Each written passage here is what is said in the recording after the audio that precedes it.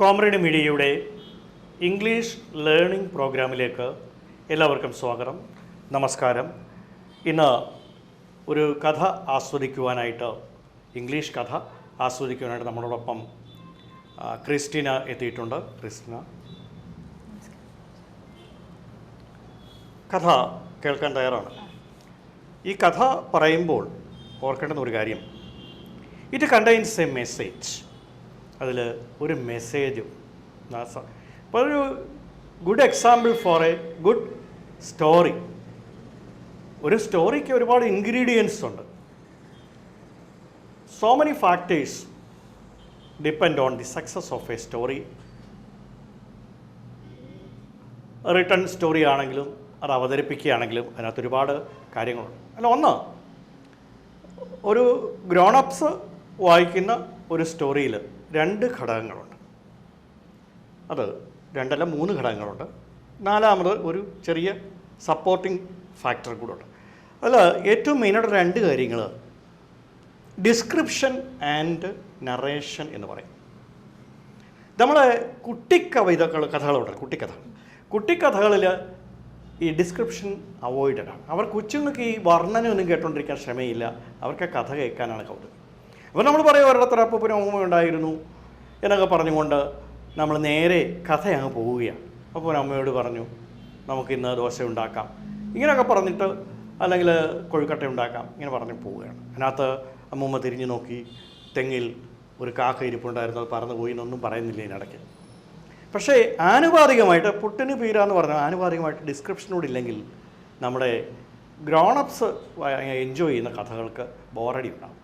അപ്പോൾ description and നറേഷനാണ്. Narration ഇടയ്ക്കിടയ്ക്ക് എന്ത് വരണം? ഡിസ്ക്രിപ്ഷൻ വരണം. മലയാളത്തിൽ അതിൻ്റെ പദങ്ങളുടെ അർത്ഥം അറിയാമോ? വർണ്ണനയും ആഖ്യാനവും. കഥ പോകുന്നതാണ് ആഖ്യാനം. ആഖ്യാനം മാത്രമായാൽ കഥയ്ക്ക് സ്റ്റാൻഡേർഡ് ഇല്ലാതായി പോകും. അപ്പോൾ വർണ്ണനയും ആഖ്യാനവും ഇടവിട്ട് സ്പ്രിങ്കിൾഡ് വിത്ത് ഡയലോഗ്സ്. അങ്ങനെ സ്പ്രിങ്കിൾ ചെയ്ത് ഇടയ്ക്കിടയ്ക്ക് ഡയലോഗ്, ഒരു കഥാപാത്രം സംസാരിക്കുന്ന ഇച്ചിരി എടുക്കണം. അപ്പോൾ description and narration sprinkled with dialogues. ഇടയ്ക്ക് ഡയലോഗ്സ് വേണം. അപ്പം ബോറാവാതെ അങ്ങ് പോകും. കഥ പഠിപ്പിക്കുമ്പോഴും അങ്ങനെയാണ് ഞങ്ങൾ ചെയ്യും. അത് ടോൺ അഡ്ജസ്റ്റ് ചെയ്ത് നമ്മൾ കഥ ഡയലോഗുകളെ പ്രസൻറ്റ് ചെയ്യും. പിന്നെയുള്ളത്, ഈ കഥ രണ്ട് ബാക്ക്ഗ്രൗണ്ട് ഈ കഥ കേൾക്കുന്നവർ അതിനെക്കുറിച്ച് ബോധവതികളുമായിരിക്കണം. അത് ജോഗ്രഫിക്കൽ ബാക്ക്ഗ്രൗണ്ട് ആവുന്നു. Geographical background means where it is suppose to have happened. സംഭവിച്ചല്ലെങ്കിലും ഇതെവിടെ സംഭവിച്ചതായി കഥാകാരൻ സങ്കല്പിക്കുന്നു. Where the story is suppose to have happened, എവിടെ സംഭവിച്ചത്. ഇപ്പോൾ ഇംഗ്ലണ്ടിലാണെങ്കിൽ ഇംഗ്ലണ്ടിൽ, കേരളത്തിലാണെങ്കിൽ കേരളത്തിൽ, അതിൻ്റെ ജോഗ്രഫി നമുക്ക് അത് നോട്ട് ചെയ്യേണ്ടതുണ്ട്. രണ്ടാമത് ക്രോണോളജിക്കലാണ്. ഏത് കാലഘട്ടത്തിലാണ്. ഇപ്പോൾ ഓരോ കാലഘട്ടത്തിനും അതിനകത്തുള്ള ക്രോണോളജി എന്ന് പറയുന്നതിന് കാലനിർണ്ണയ ശാസ്ത്രമാണ് ബയോളജിയിലൊക്കെ പറഞ്ഞത്. അപ്പോൾ ഏത് കാലത്തിൽ നടക്കുക. അപ്പോഴും ഞാൻ പെട്ടെന്ന് ഓർത്തത് ഈ അനക്രോണിസം എന്നൊരു സംഭവമുണ്ട്. അനക്രോണിസം എന്ന സംഭവം സിനിമയിൽ, നാടകത്തിൽ, ഷേക്സ്പീരിയൻ നാടകങ്ങളിൽ പോലും ഉണ്ടായിട്ടുണ്ട്. അതായത് ക്ലോക്ക് സ്ട്രക്ക് 3 എന്ന് പറയുന്നു. ക്ലോക്ക് ഇല്ലാതിരുന്ന ഒരു കാലഘട്ടത്തെ എഴുതിയതായി സങ്കല്പിക്കുന്ന ഒരു കഥയിൽ ജൂലിയസ് സീസറിനകത്ത് ക്ലോക്ക് സ്ട്രക്ക് 3 എന്ന് പറയുന്ന ഒരു രംഗമുണ്ട്. അന്ന് ക്ലോക്കില്ല. ഈ ബിഫോർ ക്രൈസ്റ്റാണ്. ജൂലിയസ് സീസർ നടക്കുന്നത് ക്രിസ്തുവിന് 52 വർഷം മുമ്പാണ്. അല്ല, 48 വർഷം മുമ്പാണ്. ക്രിസ്തു ജനിക്കുന്നതിന് 48 വർഷം മുമ്പ് ജൂലിയസ് സീസറിന് 52 വയസ്സ്. അപ്പോൾ ക്രിസ്തുവും പിന്നെ ജൂലിയസ് സീസറും തമ്മിൽ എത്ര വയസ്സിൻ്റെ വ്യത്യാസമുണ്ട്? അല്ല, 52 വയസ്സ്. അല്ല, ജൂലിയസ് സീസറിന് 52 വയസ്സുള്ളപ്പോൾ ആണ് കഥ നടക്കുന്നത്. മനസ്സിലായില്ലേ? അപ്പോൾ അത് നടക്കുമ്പം ക്രിസ്തുവിന് 48 വർഷം മുമ്പാണ്. അപ്പം 100 വർഷത്തെ വ്യത്യാസമാണ് ഇവരിങ്ങളിൽ. 48, 52. അപ്പോൾ ക്രൈസ്റ്റ് ജൂലിയസ് സീസർ തമ്മിൽ 100 വയസ്സിൻ്റെ വ്യത്യാസമുണ്ട്. അപ്പോൾ 100 വർഷം മുമ്പാണ് കഥ നടക്കുന്നത്. അന്ന് ക്ലോക്കുണ്ട്. ക്രിസ്തുവിന് 100 വർഷം മുമ്പാണ്, BC ആണ്, ബിഫോർ ക്രൈസ്റ്റ്. ക്രിസ്തുവിന് 100 കൊല്ലം മുമ്പ് ജനിച്ചതാണ് ജൂലിയസ് സീസർ. 52 വർഷം കഴിഞ്ഞു. ഇനിയും ക്രിസ്തു വരാൻ 48 വർഷമുണ്ട്. ആ സമയത്ത് നടക്കുന്നതായിട്ടാണ് ജൂലിയസ് സീസർ പ്രതിപാദിക്കുന്ന സംഭവം, അസാസിനേഷൻ ഓഫ് ജൂലിയസ് സീസർ. അതിൽ ക്ലോക്കൊക്കെ കൊണ്ടുവരിക എന്ന് പറയുമ്പോൾ അവിടെ ഷേക്സ്പിയറിന് ഒരു പറ്റിയ അനക്രോണിസം, കാലനിർണ്ണയത്തിലുള്ള വ്യത്യാസം. ഇപ്പോഴത്തെ സിനിമകൾ കാണിക്കുന്നത് പെരുന്തച്ചൻ എന്ന സിനിമ നമ്മൾ കണ്ടായിരുന്നു. അതിനകത്ത് ലൈറ്റിംഗ് എല്ലാം വളരെ കെയർഫുള്ളാണ്. കാരണം എന്താ, ഇലക്ട്രിക് ലൈറ്റ് ഇല്ല.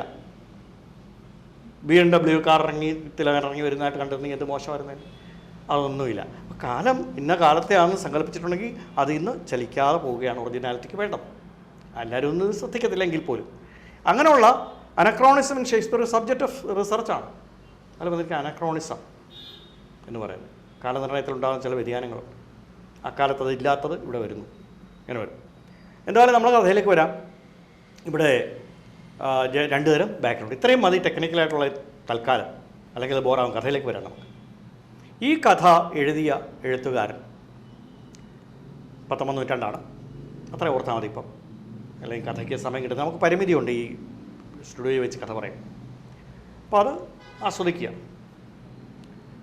ഈ കഥയുടെ പേര് വെർജർ എന്നാണ് കഥാകാരൻ്റെ പേര്, സ്റ്റോറി റൈറ്ററുടെ പേര്.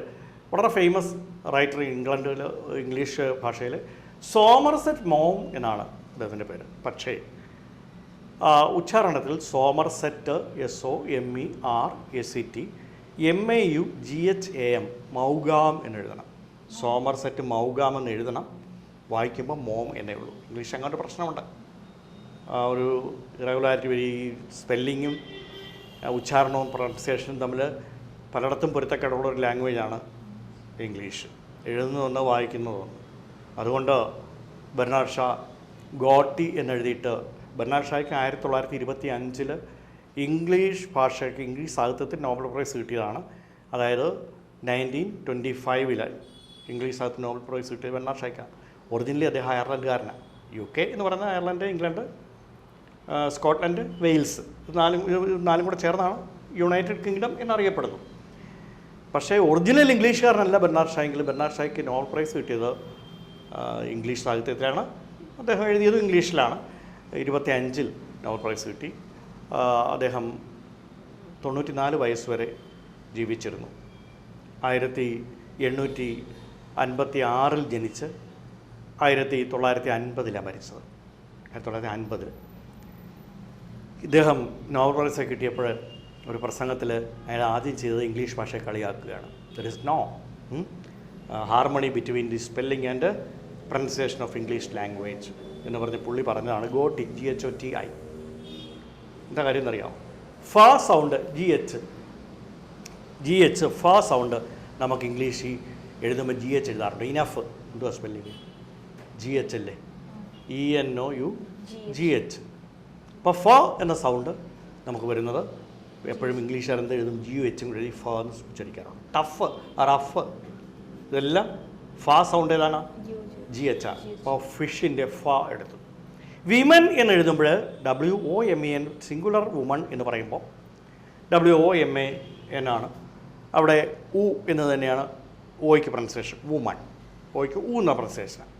നേരെ മറിച്ച് അതിൻ്റെ പ്ലൂറൽ എടുക്കുമ്പോൾ വിമൻ ആവും. സ്പെല്ലിങ് O തന്നെയാണ്, WOMEN ആണ്. പക്ഷേ നമ്മൾ O എന്ന W ഉച്ചരിച്ച് കഴിഞ്ഞാൽ E നെല്ലി ഉച്ചരിച്ച്, അപ്പോൾ ഓയ്ക്ക് എന്തായി ഉച്ചാരണം? E. അപ്പോൾ DHും ഇയും കൂടെ ഓയും കൂടെ ആയപ്പോൾ ഫീന്നായി, ഫീ. ഇനി TI പലപ്പോഴും പല ഇംഗ്ലീഷ് വാക്കുകളിൽ TI ഷ എന്ന സൗണ്ടിൽ കൊടുക്കുന്നു. നേഷൻ, NATION, നേ ഷ എന്ന സൗണ്ട് വരുന്നത് TIക്കാണ്. കോഷൻ, നേഷൻ അല്ലേ, എക്സാമിനേഷൻ എല്ലാം TI അല്ലേ. അപ്പോൾ ഇതെങ്ങനെ വായിക്കാം? GH F OE TI ഷ. അപ്പം GHOTI എന്തായി? ഫിഷ് അല്ലേ?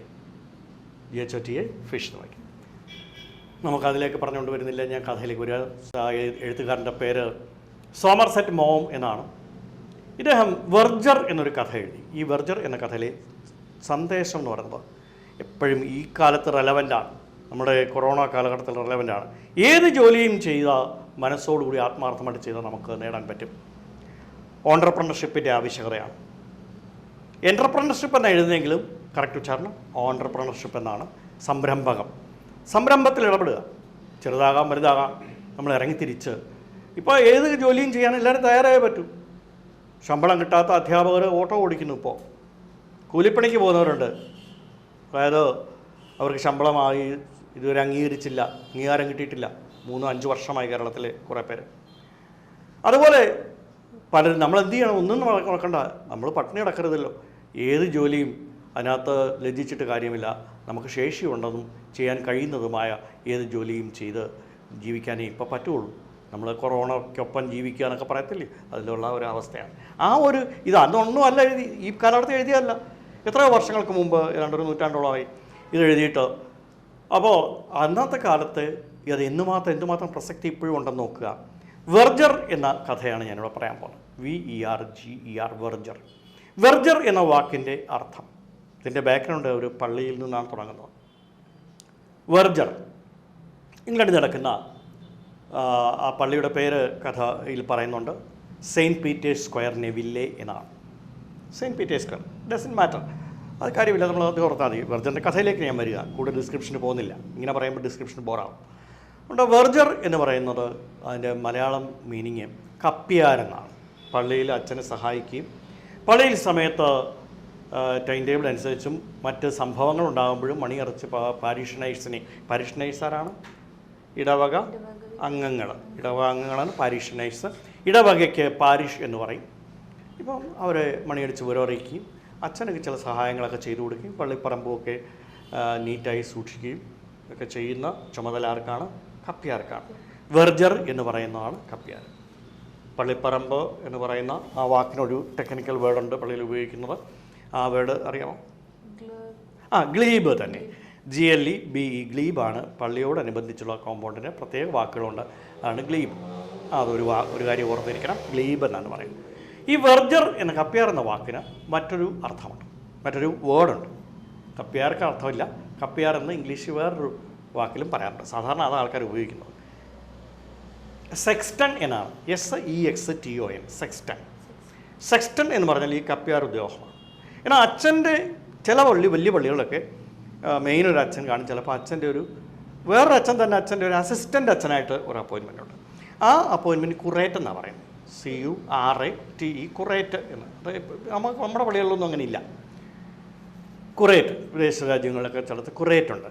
മെയിൻ അച്ഛനും പിന്നെ വലിയ ഇതൊക്കെ ഉണ്ടാകുമ്പോൾ വലിയ പ്രാധാന്യമുള്ള ദിവസങ്ങളിലൊക്കെ ശുശ്രൂഷയ്ക്ക് വയോധികനുമായിരിക്കും അച്ഛൻ മെനക്കെടുത്തുള്ളൂ. ബാക്കി എല്ലാ സാധാരണ കർമ്മങ്ങളല്ലേ ഈ കുറേറ്റ് ചെയ്യാറുണ്ട്. എന്നാലും ഇവിടുത്തെ വെർജറുടെ പേര് ഫോർമാൻ എന്നാണ്. In saint Peter's church, Foreman had been serving as a verger for the last 25 or 26 years. Even before that, he was lingering in the premises of the church. 12-13 വയസ്സുള്ളപ്പോൾ പള്ളിപ്പറമ്പിലേക്ക് വന്നങ്ങ് ജീവിതം തുടങ്ങിയതാണ് അന്നത്തെ അച്ഛനെ സഹായിച്ചൊക്കെ. അത് അച്ഛന്മാർ വിചാരിച്ചാൽ അപ്പോയിൻമെൻ്റൊക്കെ നടക്കും വെറുതെയായിട്ട്. കുറേ കഴിഞ്ഞപ്പോൾ ഒരച്ഛൻ അദ്ദേഹത്തെ പിടിച്ച് he was appointed as a verger. ഫോർമാൻ എന്നാണ് അദ്ദേഹത്തിൻ്റെ പേര്. മൊത്തം പേര് ആൽബർട്ട് എഡ്വേർഡ് ഫോർമാൻ എന്നാണ്. ഫോർമാൻ എന്ന് we can call him Forman. ഈ Forman had service of more than 25 years there. When the story begins, foreman is somewhat restless or slightly worried. The old vicar of the church he was transferred and just left the church and the premises.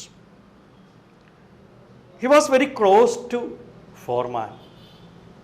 Foreman and the transferred vicar were like friends. And in addition to his fixed salary, the old, loving, an old man, that priest was also. He used to give our verger foreman somewhat good amount on and off, seeing his need, realizing his need. Foreman is the head of a rather big family, wife and 4 or 5 children, a heavy burden of looking after the family. So the deficiency of amount for his livelihood was supplemented by the father. All of a sudden, he got a transfer and left to the church. A new, young, fashionable priest took up the charge of the church. He had his own principles, his own certain norms in all matters, not to foreman only, but to the parishioners also. He observed certain strict rules. One day, the priest called a foreman for a short interview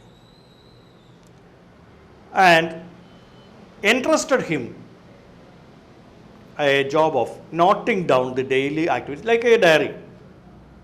What are the happenings of the day? You keep a diary and write. Foreman was shocked. Why? He was illiterate. Foreman did not know how to read and write. In that time, it was not necessary. He came to do services in the church to help the priest. He was appointed. All the priests, previous priests, vicars, they considered only his ability, sincerity, and honesty. The priest was not at all pleased. The new priest was not at all pleased. Can you follow me? Yes. If you have any doubt, you can ask me. The priest thought for a while and asked the foreman, I want, and asked the foreman to learn reading and writing. In this advanced age, it is impossible. How can he? The priest insisted that his verger must be literate. I am very particular about my verger being literate. So, the choice is left to you. I am giving you 1 month. Within that time, you must learn somehow how to read and write, become literate, taking 1 month's time, and then only I can keep you here. He was totally, his heart broke down. You can go now. With a heavy heart, tearful eyes, and a bent head, with a heavy heart, tearful eyes, and a bent head, foreman stepped down the church. How could he look after the family if he lost this job? He was thinking. What can be done? He walked out, came to the roadside, stood there for a while. He forgot everything. 1 month's time is not sufficient. In this advanced age, he knows very well that he is unable to learn writing and reading in this advanced age. New things so നമുക്ക് പഠിക്കണമെങ്കിൽ അതിന് പ്രായമൊക്കെ ഉണ്ട്. ഒരു പ്രായം കഴിഞ്ഞാൽ പഠിക്കാൻ വലിയ ബുദ്ധിമുട്ടാണ്. ഇനിയിപ്പോൾ പോയി ഒരു മാസത്തെ ഡെഡ് ലൈൻ കൊടുത്തിരിക്കുക. എങ്ങനെ ചെയ്യും? ആകെ വിഷമത്തിലായി. ഈ ചില ആൾക്കാർക്ക് ടെൻഷൻ വരുമ്പോൾ സ്മോക്ക് ചെയ്യാൻ തോന്നും. Some people feel like smoking in tension. Forman ഒന്ന് സ്മോക്ക് ചെയ്താൽ കൊള്ളാം. വല്ലപ്പോഴൊക്കെ സ്മോക്ക് ചെയ്യുമായിരുന്നു. ഈ ടെൻഷൻ വരുമ്പോഴുള്ള ചില ആൾക്കാരുടെ ഒരു പ്രത്യേകതയാണ്. He looked for a shop around. No shops there. കടയൊന്നും കാണുന്നില്ല. He walked forward. He did not feel like going straight away to home. That's another thing. നേരെ വീട്ടിൽ പോകുമ്പോൾ എന്ത് പറയും? ജോലി നഷ്ടപ്പെട്ടു എന്ന് എങ്ങനെ ഭാര്യയുടെ മക്കളെത്തും പറയും? How could he let them starve in coming days? അദ്ദേഹം സിഗരറ്റ് തേടി നടക്കുകയാണ്. Around 2 kilometers he walked to find a little shop. That shop sold cigarettes, newspapers, sweets, etc. Little shop. He bought a cigarette, lit it, and started smoking. Walking towards home. An idea dawned in his mind. D-A-W-N-E-D, dawned. വിടർന്നു. Dawn എന്ന് പറഞ്ഞാൽ എന്താ അർത്ഥം? DAWN, Don.